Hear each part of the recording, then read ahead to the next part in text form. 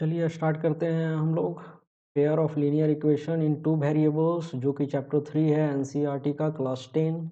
इस चैप्टर में हम लोग क्या देखने वाले हैं? कंप्लीट माइंड मैपिंग देखने वाले हैं, रिवीजन करने वाले हैं इस चैप्टर्स का कंप्लीट। और नेक्स्ट जो हमारा लेक्चर होगा उसमें इस रिवीजन के पॉइंट ऑफ व्यू से हम लोग जो है वो क्या करेंगे, सारे क्वेश्चंस को सॉल्व करने की कोशिश करेंगे। ठीक है, ये कंप्लीट जो है थ्योरेटिकल होगा और जिसमें कंप्लीट रिविजन्स किया जाएगा। ओके, तो इस चैप्टर्स में हम लोग क्या क्या देखने वाले हैं? इस चैप्टर में हम लोग देखने वाले हैं प्रॉब्लम रिप्रेजेंटेशन, कि कैसे रियल लाइफ में हम लोग जो है प्रॉब्लम को रिप्रेजेंट कर सकते हैं। उसके बाद दूसरा देखने वाले हैं क्या, कि ग्राफिकल मेथड जो है वो क्या है, सॉल्यूशन इसका जो लीनियर इक्वेशन है इसका ग्राफिकल सॉल्यूशन क्या है। थर्ड जो देखने वाले हैं कि ग्राफिकली तो कर दिया हमने, एल्जेब्राइक कैसे किया जा सकता है। और लास्ट में हम लोग जो है वो क्या देखने वाले हैं, समरी को देखने वाले हैं। ठीक है, तो चलिए स्टार्ट करते हैं। Pair of linear equation. तो पेयर ऑफ लीनियर इक्वेशन जो है वो हमारा क्या बोलता है कि हमारे पास लीनियर इक्वेशंस होंगे।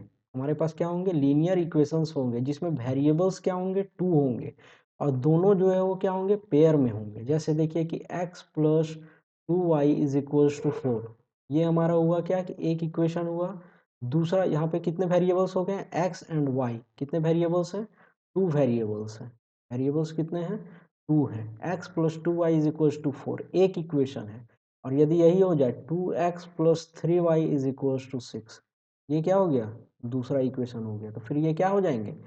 Pair of linear equation. ये एक लीनियर इक्वेशन हुआ, ये एक लीनियर इक्वेशन हुआ। दोनों लीनियर इक्वेशंस में कितने वेरिएबल्स हैं? दो वेरिएबल्स हैं। और चूंकि हमारे पास दो इक्वेशन हुए तो इसलिए इसे क्या बोलेंगे हम लोग? Pair of linear equations in two variables. Clear? अब नेक्स्ट जो है वो हम लोग देखने वाले हैं कि इस चैप्टर में क्या क्या पढ़ने जा रहे हैं। तो इस चैप्टर में हम लोग क्या देखने के लिए जा रहे हैं? तो पहला देखने जाएंगे क्या, कि प्रॉब्लम को कैसे रिप्रेजेंट किया जा सकता है। ठीक है, रियल लाइफ में प्रॉब्लम को कैसे, रियल सिचुएशंस के प्रॉब्लम्स को हम linear equation in two variables में कैसे डिनोट करेंगे। दूसरा हम लोग देखने जा रहे हैं कि जब हमने इसे रिप्रेजेंट कर दिया है इससे प्रॉब्लम के फॉर्म में रियल लाइफ के सिचुएशंस को, तो उसका सॉल्यूशन क्या होगा। सॉल्यूशन जो है वो दो तरीके से हो सकता है। सॉल्यूशन कहने का मतलब है क्या, कि x का वैल्यू क्या होगा और y का वैल्यू क्या होगा। ठीक है, ग्राफिकल रिप्रेजेंटेशन देखेंगे, जिसमें हम लोग क्या देखने वाले हैं कि ग्राफ में जो है वो कैसे x जो भी इक्वेशंस है उसको प्लॉट किया जा सकता है और उसके बाद सॉल्यूशन फाइंड किया जा सकता है। देन उसके बाद हम लोग देखेंगे कि क्या ग्राफिकल से ही सब कुछ सॉल्व किया जा सकता है। तो ऐसा नहीं है, कुछ कुछ कॉम्प्लेक्स प्रॉब्लम्स भी होते हैं। तो इसलिए हम लोग उन कॉम्प्लेक्स प्रॉब्लम को ग्राफिकल में डिनोट करने से बचने के लिए एल्जेब्राइक फॉर्म में चलते हैं, जिसमें कुछ मेथड्स देखेंगे हम लोग कि कैसे सॉल्व कर सकते हैं। और लास्ट में हम लोग क्या देखने वाले हैं? समरी देखने वाले हैं। ठीक है, तो सबसे पहले स्टार्ट करते हैं क्या, प्रॉब्लम रिप्रेजेंटेशन, कि किसी भी जो है वो प्रॉब्लम को, रियल वर्ल्ड के सिचुएशंस को जो है वो कैसे हम लोग जो है वो लीनियर इक्वेशन में सॉल्व कर लिख सकते हैं। ठीक है, तो यहाँ पे देखिए कि यदि बोला जाए, जैसे एक इक्वेशन लेते हैं कि फादर का जो है वो एज एंड सन का एज। ठीक है, यदि बोला जाए फादर का एज प्रेजेंट में जो है वो अपने सन के एज के दोगुने का दो है। तो सपोज दैट कि फादर के एज को हम लोगों ने x ले लिया और सन के एज को हम लोगों ने क्या ले लिया? y ले लिया। तो क्या बोल रहा है पहला कंसेप्ट हमारा, पहला क्वेश्चन क्या बोल रहा है, स्टेटमेंट क्या बोल रहा है कि फादर का एज जो है वो अपने सन के दोगुने का जो है वो दो ज़्यादा है। तो x जो है वो अपने सन के दोगुने का 2y का दो ज़्यादा है। तो ये हो गया हमारा क्या, एक इक्वेशन। और उसके बाद बोल दिया जाए कि अभी से 5 साल बाद, ये तो प्रेजेंट के बारे में बताया ऐसा, अभी से 5 साल के बाद फादर का दोगुना एज अपने सन के 5 गुना का एक ज़्यादा होगा। ठीक है, ये हाइपोथेटिकल एक ले रहे हैं हम लोग स्टेटमेंट, कि फादर के दोगुना एज जो है वो अपने सन के 5 गुना एज का एक ज़्यादा होगा, अभी से 5 साल बाद। अभी से 5 साल बाद तो फादर का एज 5 साल बाद क्या हो जाएगा? x+5, इसके दोगुने का, और सन का एज क्या हो जाएगा? y+5, वो 5 गुने का एक ज़्यादा है। तो हमारा इक्वेशन क्या बनेगा? 2x+10 is equals to 5y+25+1। Okay, तो ये इधर आ जाएगा तो क्या हो जाएगा 2x minus 5y is equals to 26 में से 10 चला जाएगा तो 16। ठीक है, तो ये हो गया हमारा क्या इक्वेशन नंबर 2। तो ये एक इक्वेशन हुआ, ये एक इक्वेशन हुआ। तो हमने क्या किया, रियल वर्ल्ड की सिचुएशंस को इक्वेशन में फॉर्म किया।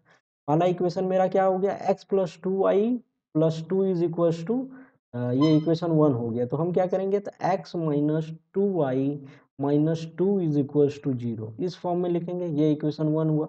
और दूसरा इक्वेशन हमारा क्या हो गया है, 2x minus 5y minus 16 is equals to 0। ये हो गया हमारा क्या, दूसरा इक्वेशन। ठीक है, तो हमने क्या किया, रियल वर्ल्ड के सिचुएशन को एक इक्वेशन, दो इक्वेशंस में हमने फॉर्म कर दिया। ठीक है, जो कि दोनों इक्वेशंस जो है वो क्या है, लीनियर इक्वेशंस है, और दोनों में क्या है, दो वेरिएबल्स हैं। ठीक है, यही हम लोग पढ़ने जा रहे हैं, linear equations in two variables.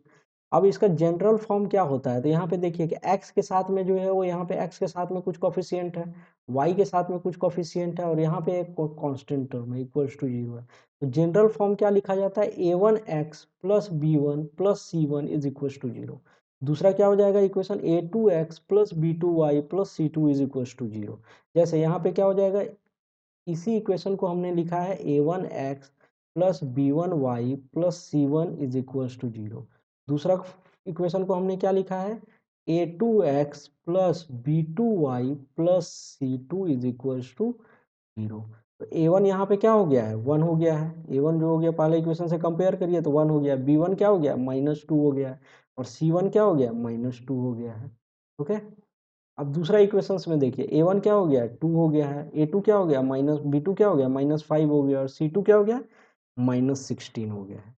ये हमारा जनरल फॉर्म होता है। तो जनरल फॉर्म क्या होता है, कोई भी pair of linear of two equations का, तो a1x plus b1y plus c1 is equals to 0 and a2x plus b2y plus c2 is equals to 0।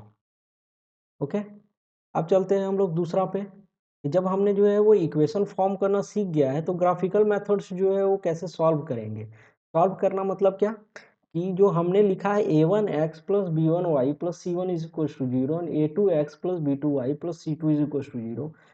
तो इन दोनों इक्वेशंस से हम क्या करेंगे, यूज करके, दोनों इक्वेशंस का यूज करके क्या फाइंड करेंगे, x और y जो है वो फाइंड करने की कोशिश करेंगे। ठीक है, तो इसका सॉल्यूशन जो है वो क्या हो सकता है,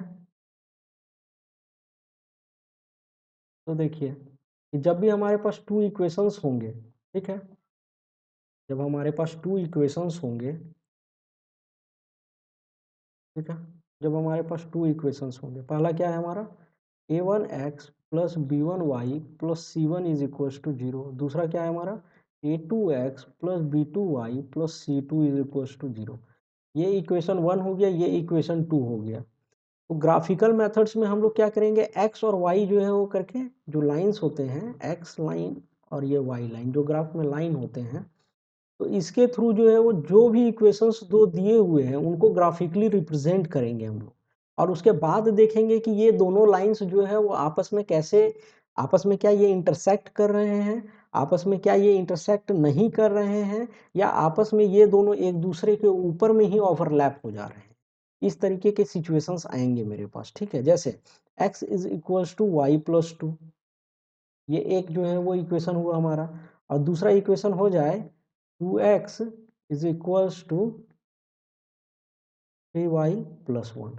ठीक है, तो हम लोग क्या करेंगे कि इसका देखिए x plus y, x is equals to Y plus two, इसका ग्राफ जो है वो कैसा बनेगा, तो x इज इक्वल्स टू 0 पे y का value -2, x is equals to 0 पे y का वैल्यू -2, और y इज इक्वल्स टू 0 पे x का वैल्यू 2। तो इसका ग्राफ जो है वो कैसा होगा, ये कुछ ऐसा होगा। ठीक है, अब दूसरा ग्राफ देखेंगे तो x इज इक्वल्स टू 0 पे y का वैल्यू जो होगा वो कितना हो जाएगा, y का वैल्यू जो होगा वो -1/3 होगा, -1/3, -1/3। और y इज इक्वल्स टू 0 पे x का वैल्यू कितना होगा, तो हाफ होगा, कितना होगा, तो हाफ होगा। ये यहाँ पे कहीं हाफ आएगा। ठीक है, तो इसका ग्राफ जो है वो कैसा बन रहा है, कुछ ऐसा बन रहा है। अब देखिए कि ये दोनों बढ़ते बढ़ते बढ़ते बढ़ते बढ़ते बढ़ते बढ़ते कहीं ना कहीं तो इंटरसेक्ट करेंगे। तो तो जहाँ पे ये दोनों लाइन्स इंटरसेक्ट करेंगे वो क्या हो जाएगा, हमारा सॉल्यूशन हो जाएगा उस इक्वेशन का। सॉल्यूशन हो जाएगा कहने का मतलब क्या है कि जहाँ पे ये दोनों इंटरसेक्ट करेंगे वहाँ पे x का कुछ कोऑर्डिनेट आएगा, x एक्सिस में कुछ कोऑर्डिनेट आएंगे, और जहाँ पे ये दोनों इंटरसेक्ट किए हैं वहाँ पे y में कुछ कोऑर्डिनेट आएगा। इसका जो है वो कुछ x कोऑर्डिनेट होगा, कॉमा कुछ y कोऑर्डिनेट होगा। यही जो कोऑर्डिनेट x और y होंगे वही हमारा क्या देगा, उसका सॉल्यूशन देगा। तो x और y का जो है वो वैल्यू देगा। वही बोल रहा है कि जब हमारा जो है वो लीनियर इक्वेशंस को हमने जो है वो फॉर्म करना स्टार्ट कर दिया, कि हमने क्या किया, लीनियर इक्वेशन को ग्राफिकली जब हमने रिप्रेजेंट कर दिया, तो रिप्रेजेंट करने के बाद जो दोनों लाइंस होंगे वो आपस में हम लोगों को देखना होगा कि कैसा है। जैसे कि यदि लाइन हमारा जो है वो इंटरसेक्टिंग है, सपोज दैट कि ये एक ऐसा लाइन आया और दूसरा एक ऐसा लाइन आया, ये दोनों ने यहाँ पे इंटरसेक्ट किया, ठीक है, तो वही बोल रहा है इंटरसेक्टिंग लाइन होंगे तो कितना सॉल्यूशन मिल रहा है हमको, सिर्फ और सिर्फ एक सॉल्यूशन मिल रहा है, एक्स और वाई का सिर्फ एक वैल्यू आया है। तो ऐसे ऐसे इक्वेशंस को हम लोग बोलेंगे क्या, कि ऐसे दो पेयर ऑफ इक्वेशंस को हम लोग बोलेंगे क्या, कंसिस्टेंट पेयर। दूसरा जो है वो हमारा जो है वो ग्राफ ऐसा भी हो सकता था कि एक ऐसा है और दूसरा भी जो है वो ग्राफ हमारा क्या हो जाए, इसी के ऊपर ओवरलैप करे, ठीक है, इसी के ऊपर ओवरलैप कर जाए। पहला जो है इक्वेशन ऐसा हो और दूसरा भी इक्वेशन का जो ग्राफ हो वो इसी के ऊपर ओवरलैप करे, तो इसे हम लोग क्या बोलेंगे, coincident line. Infinitely many solution, इसका सॉल्यूशन जो होगा वो क्या होगा, इन्फिनाइटली मैनी होगा। क्यों, क्योंकि प्रत्येक पॉइंट पे ये दोनों लाइंस आपस में जो है वो क्या कर रहे हैं, इंटरसेक्ट कर रहे हैं। तो इसलिए हमारा क्या, इंटरसेक्ट मतलब एक दूसरे के ऊपर ओवरलैप है, तो इसलिए क्या होगा, coincident line and infinitely many solution, ठीक है। और ये एक दूसरे के ऊपर डिपेंडेंट होते हैं, ठीक है। तो ये कंसिस्टेंट पेयर तो कहलाते ही हैं, जैसे प्रीवियस वाला कंसिस्टेंट पेयर कहला रहा था वैसे ये भी कंसिस्टेंट पेयर कहलाते हैं, लेकिन डिपेंडेंट कंसिस्टेंट पेयर होते हैं, ठीक है।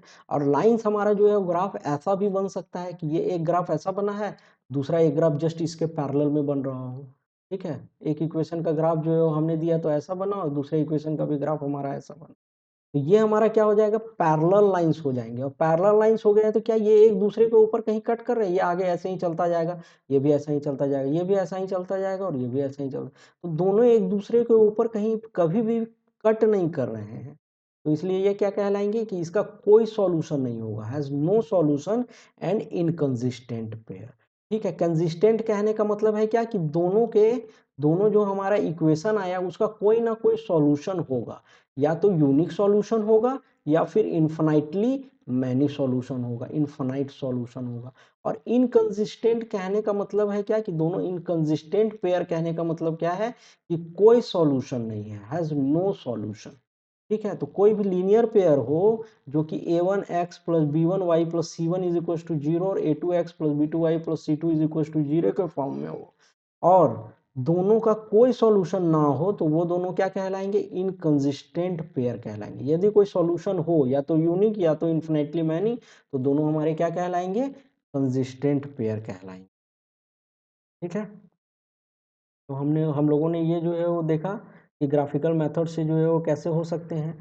अब यहाँ पे होता है क्वेश्चन हमारे पास कि क्या सबको ग्राफ से डिनोट करना जरूरी है, कि सबको ग्राफ से देखने के बाद ही हम लोग बता सकते हैं कि कोई भी जो है वो उसका यूनिक सॉल्यूशन है कि नहीं, या इन्फिनाइटली मैनी सॉल्यूशन है या कि नहीं, या फिर कोई सॉल्यूशन नहीं है। तो नहीं, वो जरूरी नहीं है हम लोगों को सबको ग्राफ से चेक ही करके करें। यदि क्वेश्चन पूछा जाए हमसे कि ग्राफिकल मेथड से बताइए तभी बताएं, और नहीं यदि पूछा जाए तो हम लोग सिंपल इक्वेशंस को देखकर भी बता सकते हैं कि हमारा जो है वो ग्राफिकल ये कंसिस्टेंट पेयर है कि नहीं है, ठीक है।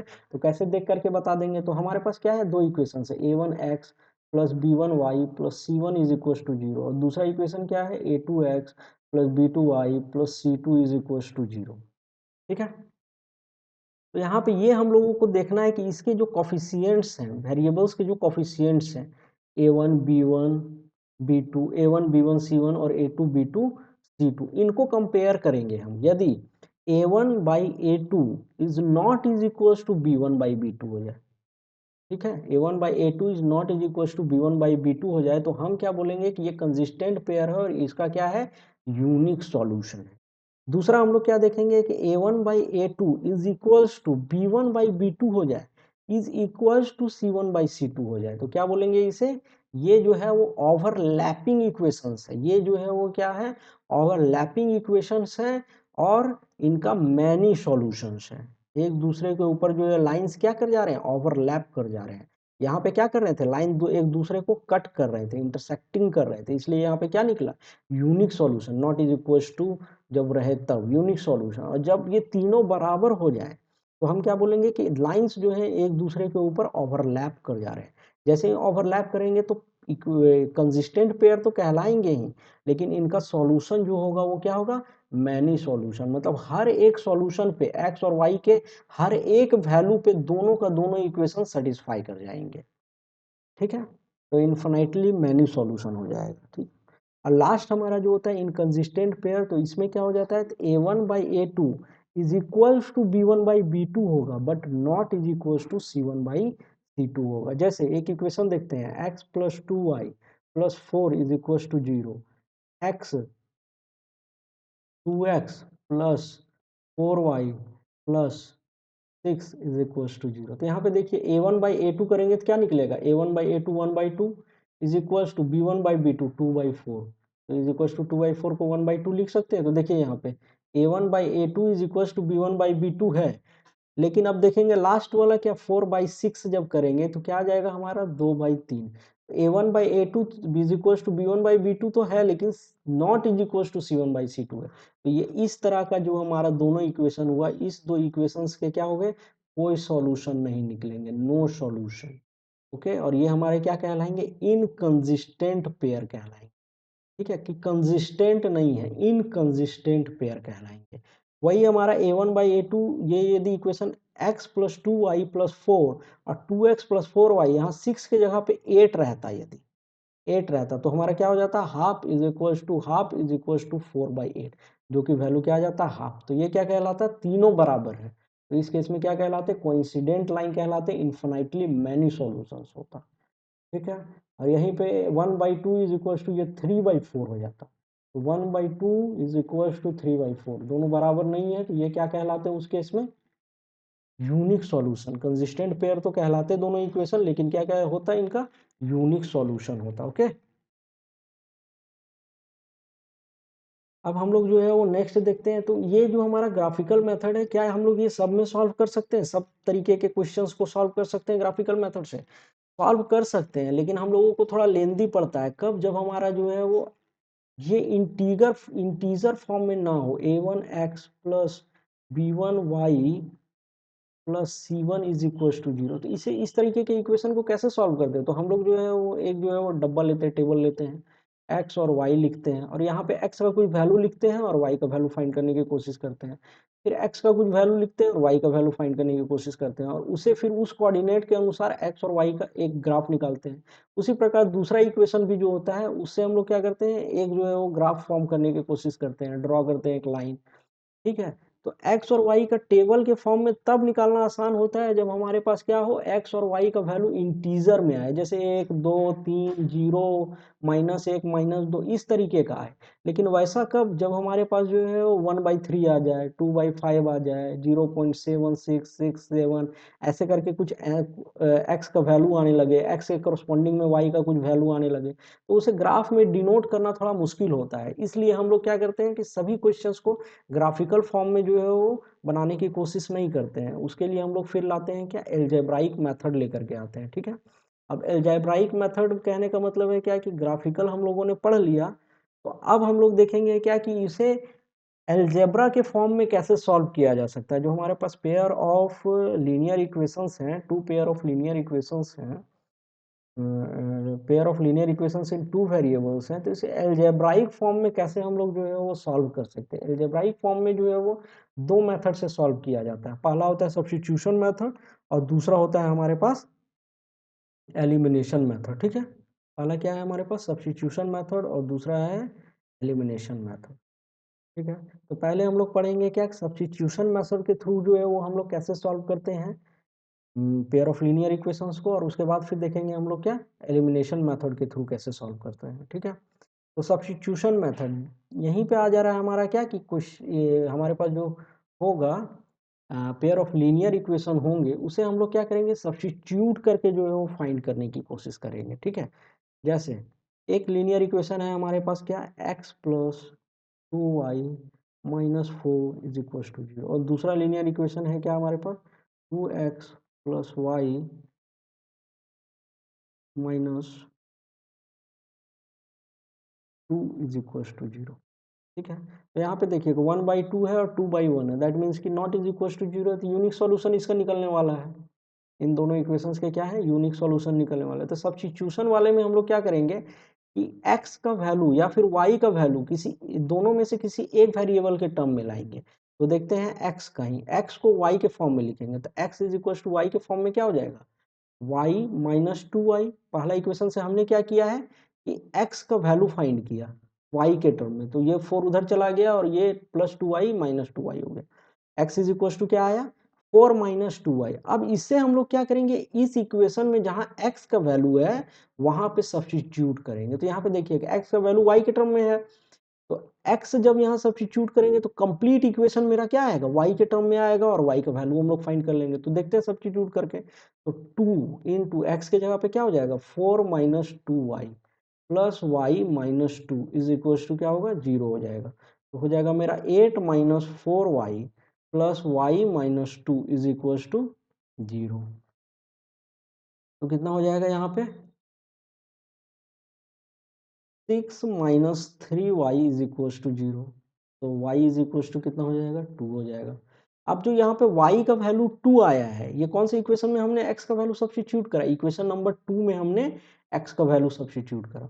अब y का जो वैल्यू आया है वो हम 1 या 2 दोनों में से किसी एक में सब्स्टिट्यूट करेंगे। y का जो रियल वैल्यू आया है इसे हम लोग दोनों में से किसी एक इक्वेशन में पुट करेंगे और x का वैल्यू फाइंड करने की कोशिश करेंगे। तो पुट करते हैं हम लोग इक्वेशन 2 में, तो 2 इंटू एक्स प्लस वाई का वैल्यू कितना आया, 2 माइनस 2 इज इक्वल टू 0। तो कितना हो जाएगा, 2x is equal to 2 minus 2 is equal to 0, तो 0, तो x इज इक्वल टू कितना हो जाएगा, 0। ठीक है, दैट मीन्स कि y का वैल्यू कितना आया, 2, और x का वैल्यू हमारा कितना आया, 0।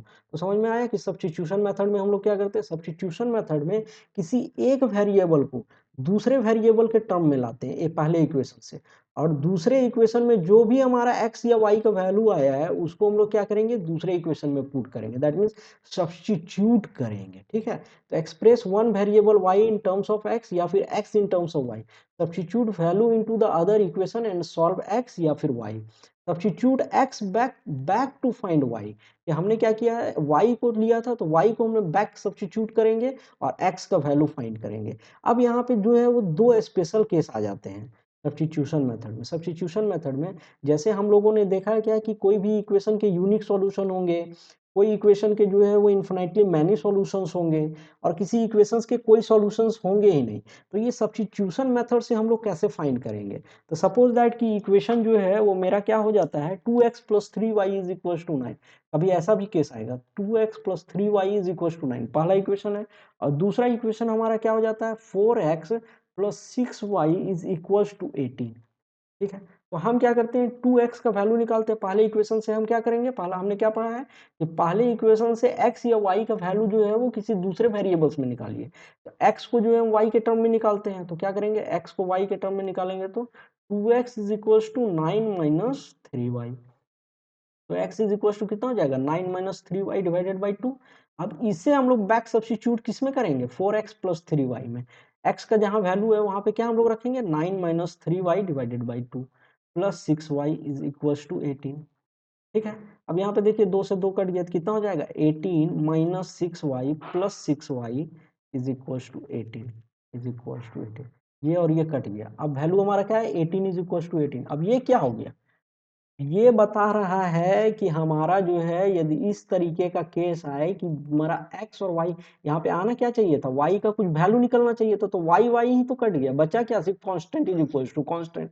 तो ये हमारा स्पेशल केस हो जाता है सब्स्टिट्यूशन मेथड में, जिसमें ये बता रहा है क्या कि हमारा जो भी स्टेटमेंट है दोनों side LHS is equal to RHS है, दैट मीन्स कि हमारा स्टेटमेंट क्या है, सही है। और जैसे ही इस तरीके का केस आता है तो इसका क्या निकलेगा, इन्फिनाइट मैनी सॉल्यूशन निकलेगा, इन्फिनाइट मैनी सॉल्यूशंस, कोई इसका कोई एक सॉल्यूशन नहीं है, इसका मैनी सॉल्यूशन इन दो इक्वेशंस का। ठीक है, अब इसे वेरीफाई कर सकते हैं, इससे प्रीवियस वाला जो हम लोग पढ़े हैं, प्रीवियस हम लोगों ने क्या पढ़ा, a1/a2 is equals to b1/b2 is equals to c1/c2 हो जाए तो उसका क्या निकलता है, इन्फिनाइटली मैनी सॉल्यूशंस की दोनों लाइंस जो है वो आपस में क्या होते हैं, कॉन्साइड करते हैं, ओवरलैप कर जाते हैं, एक के गोदी के ऊपर एक बैठ जाएगा, वही ओवरलैप कि एक के लैप के ऊपर दूसरा जो है वो आ जाएगा। ठीक है, तो इन दोनों इक्वेशंस क्या है, ओवरलैप इक्वेशंस है, इसके इन्फिनाइट मैनी सॉल्यूशंस निकलेंगे। और दूसरा जो है वो हमारा जो है वो क्या हो जाता है, स्पेशल केस, हमारा दूसरा स्पेशल केस आ जाएगा सब्स्टिट्यूशन मेथड में कि कोई भी सॉल्यूशन ना निकले, तो कैसे उस तरीके का जाएगा, तो उस तरीके के इक्वेशंस को देखते हैं हम लोग, x plus 2y minus 4 is equal to 0, ये एक ही पहला इक्वेशन है, और दूसरा 2x plus 4y minus 12 is equal to 0। ठीक है, तो जब इसमें से देखिए कि x को यदि हम लिखेंगे तो x इज इक्वल टू क्या आएगा, पहला वाले से क्या आएगा, x is equal to 4 minus 2y। अब जब x का वैल्यू यहाँ पे दूसरे इक्वेशन में पुट करेंगे तो क्या हो जाएगा, 2 into 4 minus 2y minus 12 is equal to 0। ठीक है, प्लस 4y, ठीक है, यहाँ पे प्लस 4y छूट गया, तो क्या हो जाएगा 8 minus 4y plus 4y minus 12 is equal to 0। 4y cut गया हमारा, तो कितना आया वैल्यू हमारा, वैल्यू आया है -4 इज इक्वल टू 0। तो देखिए यहाँ पे दोनों जो है वो बराबर नहीं है, दैट मीन्स कि इस तरीके के क्वेश्चंस के कोई भी सॉल्यूशन नहीं निकलेंगे।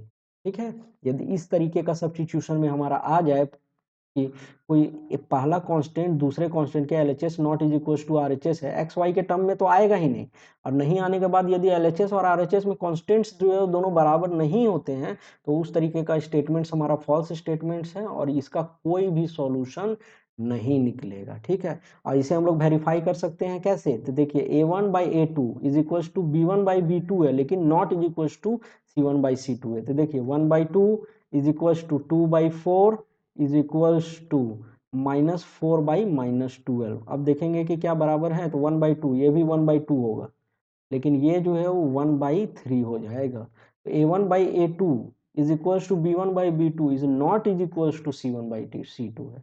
तो इस तरीके के पेयर को हम लोग क्या बोलते हैं, जब इस तरीके का रेशियो आए तो इनकंसिस्टेंट पेयर है और इसका किसी तरीके का कोई सॉल्यूशन नहीं निकलेगा। तो अभी तक हम लोगों ने क्या क्या देख लिया है, पहला देख लिया एल्जेब्राइक मेथड में सब्स्टिट्यूशन मेथड, अब नेक्स्ट जो हम लोग देखेंगे एलिमिनेशन मेथड देखेंगे। ठीक है, ये तो सब्स्टिट्यूशन मेथड था कि x को हम लोगों ने क्या किया, x को y के टर्म में लिखा और दूसरे इक्वेशन में उस x के वैल्यू को पुट किया, वहां से y का वैल्यू निकाला और बैक किसी x इक्वेशन में पुट करने के बाद x का वैल्यू निकाल लिया। लेकिन अब देखेंगे इससे थोड़ा सा आसान मेथड पड़ता है हमारा क्या, elimination method.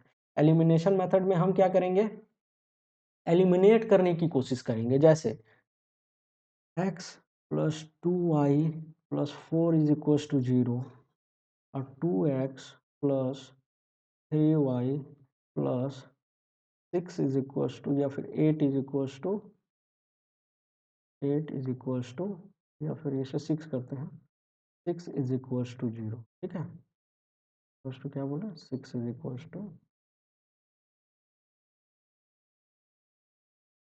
Is equal to, ये हो गया हमारा क्या, इक्वेशन 1 हो गया और ये इक्वेशन 2 हो गया।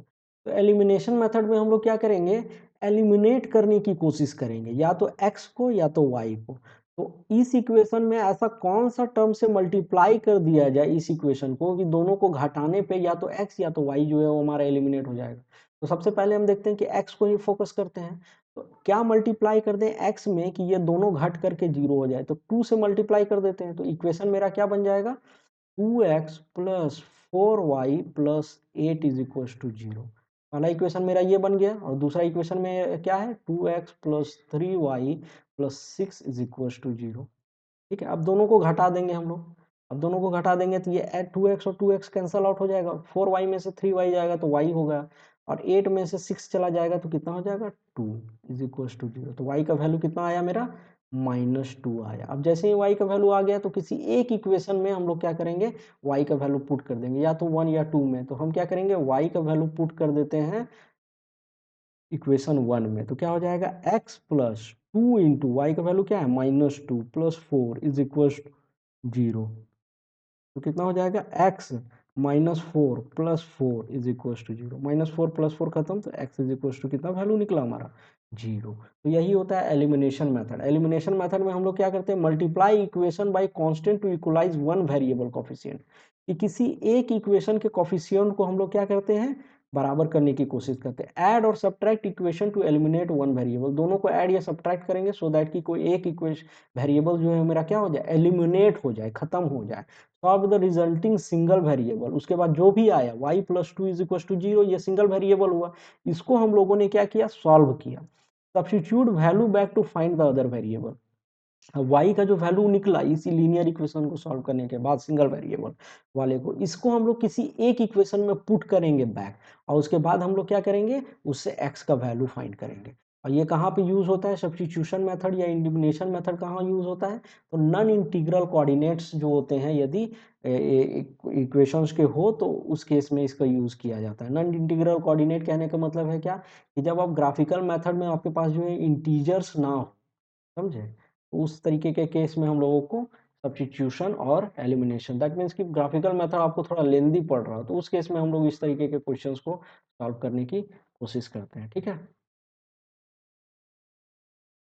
अब हम लोग जो है वो थोड़ा सा समरी देख लेते हैं। ये तो हमारा कंप्लीट हो गया है कि सब्स्टिट्यूशन मेथड कैसे फाइंड करते हैं, एलिमिनेशन मेथड कैसे करते हैं, ग्राफिकल मेथड से कैसे देखते हैं, और इन दोनों का यूज क्यों पड़ा, क्योंकि needed for non integral coordinates. क्यों, कोऑर्डिनेट्स जब हमारे नॉन इंटीग्रल थोड़ा लेंदी पड़ रहा था ग्राफिकल, तब यहाँ पे यूज हुआ। हालांकि क्वेश्चंस में ये दिया हुआ रहेगा कि आप सब्स्टिट्यूशन या फिर एलिमिनेशन से फाइंड करिए। अब नेक्स्ट जो हम लोग देखेंगे वो क्या देखेंगे, समरी ऑफ आउटकम्स देखेंगे। जो भी अभी तक पढ़े हैं उसका एक जो है वो ओवरव्यू देख लेते हैं। तो पहला हमारा क्या बोल रहा है कि इक्वेशंस कंसिस्टेंट कब होंगे। ठीक है, कोई भी हमारे दो इक्वेशंस दिए हुए, लीनियर इक्वेशंस दिया हुआ a1x + b1y + c1 = 0, दूसरा क्या दिया हुआ है a2x + b2y + c2 = 0। ये कंसिस्टेंट कब कहलाएंगे, कंसिस्टेंट तब कहलाएंगे जब इनका कोई सॉल्यूशन हो। मतलब कंसिस्टेंट जैसे ही आ जाए दैट मीन्स कि इसका सॉल्यूशन होना चाहिए। सॉल्यूशन होना चाहिए दैट मीन्स एक्स और वाई का कोई वैल्यू फाइंड होना चाहिए। अब सॉल्यूशन जो है वो यूनिक भी हो सकता है, यूनिक होगा दैट मीन्स कि दोनों लाइंस आपस में क्या होंगे, ग्राफ में इंटरसेक्ट करेंगे। और इसका सॉल्यूशन तब भी हो सकता है जब दोनों लाइंस आपस में क्या करें, ओवरलैप करें। समझे, जब ओवरलैप करें, इन्फिनाइटली मैनी सॉल्यूशंस हो, तब ये दोनों इक्वेशंस क्या कहलाएंगे, कंसिस्टेंट कहलाएंगे। ठीक है, कंसिस्टेंट मतलब सॉल्यूशन या तो यूनिक या तो इन्फिनाइट मैनी। और इनकंसिस्टेंट कहने का मतलब है क्या, कि कोई सॉल्यूशंस ना हो, मतलब हमारा इक्वेशंस दोनों जो है वो क्या हो, पैरेलल हो, दोनों लाइंस जो है ग्राफ में क्या आ जाए, पैरेलल आ जाए। तो उस केस में हमारा क्या होगा, इनकंसिस्टेंट सॉल्यूशन होगा, दैट मीन्स कि no solution and lines are parallel to each other. ठीक है, तो एक जो है वो हम लोग थोड़ा सा समरी पॉइंट ऑफ व्यू से देखने की कोशिश करते हैं। पहला जो है वो हम लोग क्या बोलेंगे कि coefficients a1/a2 is equals to b1/b2 not is equals to b1/b2 होगा। तो लाइंस हमारे क्या होंगे, इंटरसेक्टिंग होंगे, इंटरसेक्टिंग होंगे। सॉल्यूशंस क्या होगा हमारा, वन यूनिक सॉल्यूशन होगा, यूनिक सॉल्यूशन होगा। और मेरे पास जो है वो पेयर ऑफ लीनियर इक्वेशंस क्या होंगे, तो पेयर ऑफ लीनियर इक्वेशंस मेरे क्या होंगे, कंसिस्टेंट होंगे, कंसिस्टेंट। यदि a1 is equals to a2 is equals to b1/b2 is equals to c1/c2 हो जाए, तो हमारे क्या होंगे, लाइंस जो होंगे वो ओवरलैपिंग या कोइंसिडेंट लाइन हो, मतलब एक दूसरे के ऊपर ओवरलैप कर जाएंगे। सॉल्यूशंस क्या होगा, मैनी सॉल्यूशंस होगा। और कंसिस्टेंट होंगे लीनियर पेयर इक्वेशंस, या फिर जो है वो इनकंसिस्टेंट होंगे। तो कंसिस्टेंट होंगे साथ में डिपेंडेंट होंगे, कंसिस्टेंट होंगे और एक दूसरे के ऊपर डिपेंडेंट होंगे। और हमारा यदि a1/a2 is equals to b1/b2 is not is equals to c1/c2 हो, तो हमारा क्या हो जाएगा, लाइंस जो होंगे वो हमारे क्या होंगे, पैरेलल होंगे। जब ग्राफिक में हम लोग देखेंगे तो लाइंस पैरेलल होंगे और इसका कोई भी सॉल्यूशन नहीं होगा, नो सॉल्यूशन। ठीक है, और क्या होगा हमारा, pair of linear equation inconsistent होंगे। ठीक है, तो यही है हमारा कंप्लीट समरी। इतना तक ही हमारा जो है वो रखते हैं लेक्चर को। नेक्स्ट जो है वो हम लोग लेक्चर में देखेंगे कि नेक्स्ट लेक्चर में हम लोग कंप्लीट जो है वो इससे रिलेटेड कुछ क्वेश्चन सॉल्व करने की कोशिश करेंगे, और इसका कंप्लीट जो है वो रिवीजन देख लेंगे। यदि कुछ ज़रूरत हो इस पीडीएफ की ज़रूरत हो या इस इमेज की ज़रूरत हो तो हम अपलोड कर देंगे। इस इमेज को देख लीजिएगा, ठीक है? GTMRI image. Thank you.